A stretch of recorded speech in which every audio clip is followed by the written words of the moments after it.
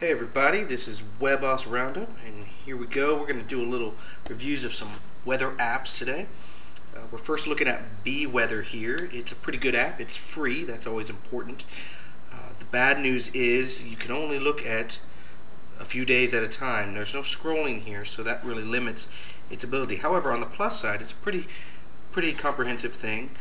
You can see everything you'd want to see for a single day, your chance of rain, that kind of thing. It's powered by WeatherBug behind the scenes. You get a nice little graphic here showing you rainy. You can see the current temperature, the highs and lows, very important. Last time it was updated. You can also see a little blurb. It's raining here in Raleigh right now.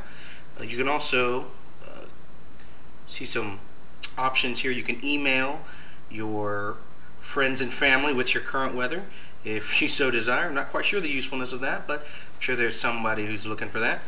You can refresh your weather at will there, and then of course you can do your settings, which allows you to add new locations if you're tracking multiple cities at a time. So that's bWeather. It's pretty good for free. We're going to scroll up here to see AccuWeather, which is our personal choice, our being my wife and I. We would think this one's the best one for free. So you can see here very quickly, you can see a whole, basically all the way up to 2 weeks. You can go all the way up. Now of course the weather gets less accurate as you get far away, but it's nice to be able to see 5 days in advance pretty quickly and easily. You can see the highs and lows. You can also get the current temperature and the real feel, which is their little call to claim to fame there. You can also, as you see, click on the different days and you get a little blurb here of what the weather is for that specific day. This one also has a lot more features in the fact that you can see the hour by hour, that's always very handy. You can also do the radar. Now this radar does not move, and you cannot do any scrolling around really. You can see it move, but not the way you'd want it to. You'll also notice the one major down part of this are these ads, and here comes one now for a small Jaguar for $600 a month. You can see that those come up pretty regularly. If you're against ads, then bWeather is probably a better choice, even though it doesn't have as many features. Just for giggles, you can see that there's a whole list of things that the day is good or not. I'm not sure how accurate this is. For instance, it's a bad day for barbecuing, but it's a great day for biking. I'm not quite sure how that works. But that's AccuWeather. It's pretty good, and I understand ads, you got to pay the bills, but considering none of the other free ones have any ads, that would be considered a slight ding, if you will. There are a few other apps that we are not reviewing here. They will be in the full text version. You can get little blurbs about them. They're usually just not worth the time, is really basically what it boils down to. Now here is this one is a pay app. This one is $2. It is WeatherBug Elite. You can see it's very simple, especially since it is pay. You can see the current temperature and what it feels like for real. You get a nice little graphic showing where the wind is coming from.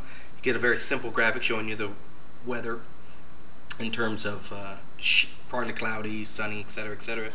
You do get some neat features here, but they're relatively I personally did not think they were worth the money, but you can see here's a temperature range. This is current temperatures as of now. It's a little esoteric because you got to read what color it is here and then go find it on this really tiny color graph. So that kind of limits the usefulness, at least to me. But you get a lot of choices here, which is very nice. You can see the highs and lows. Again, it's that kind of esoteric color coding there. You also can do Doppler radar, which means you have to download the pictures if you want. You can go into animated mode, and you can see it moving, and this is very similar to what you used to see on weather.com a while back. But it takes a little while to load in, but it does move, so if a storm is coming, you can see which direction it's going. Very handy. You can also zoom in, stuff like that, but one thing that you would expect on an app like this is that you'd be able to move it around with your fancy touch screen that you have. You can add some extra settings if you want there. There's no pinching and zooming that you would hope for. There's the plus and minus. So those are kind of negatives in my mind. A couple of other randomness features you can do is you can go look at local photographs of weather, which right now are not working. There we go. Again, I'm not sure the usefulness of this, but if you're a real big weather nut, this might be perfect. The other features it has is here's the forecast for the days. You can do daily or hourly. That's very useful, of course, very standard. And then, of course, for the coup de grace here, we have a video that actually comes up of national weather, courtesy of the WeatherBug people. Again, I'm not sure what the need of this is. You can get this on the internet pretty quickly, and it's not even local to your weather, so take that for what you will, but we have it there. So that's WeatherBug Elite. It's $2, and we're going to clear out all of our weather apps here real quick so we can see the final pay one that we have here. This is Weatherman. There's a free version and a pay version. What you're looking at here is the pay version. It is $3 on the app catalog. The problem with the free version is it's not very useful. You can only update your weather once every 48 hours.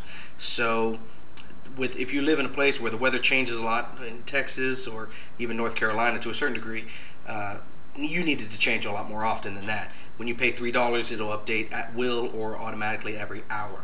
The one thing this does have going for you is you don't have to do anything.